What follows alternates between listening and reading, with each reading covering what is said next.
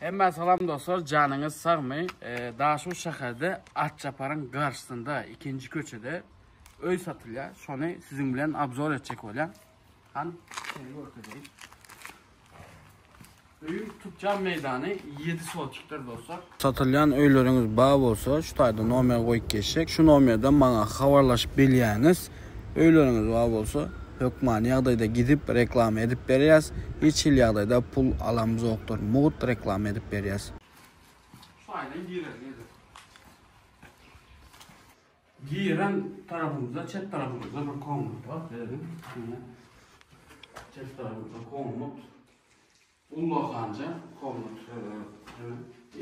Karşısında da yerde bir spani. Ya da spani var ya. Görüyoruz. Şunu yapıp çizecek. Bu tarafı at taraf böyle. Daha şimdi çıkalı beyler. Beyler çıkar. Bu şunların dirin ya. Böyle. Şu kapıdan doğru da beyler geçecek. Böyle tuvalet banyo. Tuvalet banyo kişilik 3 metre 2 metre diyeceğim böyle. Tuvalet banyo. Bu tarafta. Berde şunyalı bir hoşka var, küçük bir hoşka değil, dinlemediyseniz berde kuhniyalık yer. Şunyalı tutacağım meydan ne diyelim, 3 metre diyelim, 5 metre yer. Bak. Daha şey, bu tarafında yine de bir komnat var. Buradan 3 metre, 4 metre yer var ökken. Bu taraftan bir komnat var, spani değil, alanı. Spaniyalık bir komnat. Buradan bir diyelim 4 metre mi 5 metre yalık var. Ulakan komnat. Bu taraf ile de at taraf var ya da. At tarafın aynısı var ya bu. Şu tayda yine. Şu tayda çıkalga vardır. Yine. Şu tayda çıkalga. At tarafa çıkalga bu. Çıkalga. Bu tarafta kapı var. Odam daşarın. Ön taraftan girerge çıkalga kapıdır olur. Gelin. Şu orta açık kalyandır. Şu divardan anırsa 7 soğutuktur. Buradan atı tarafa çıkaydı görüyorsunuz. Atı tarafa çıkacağız görüyorsunuz yine. Böyle de ulakan yer var. Bu taraf 7 soğutuk. Şu taraf değişti de 7 soğutuk.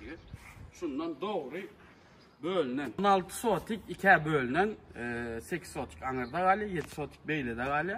7 soğutuk bölünüp satılıyor da son. Sonra ayçak olan dostlar. Bu tarafta görüyorsunuz ne etseniz. Ekin etseniz böyle ya.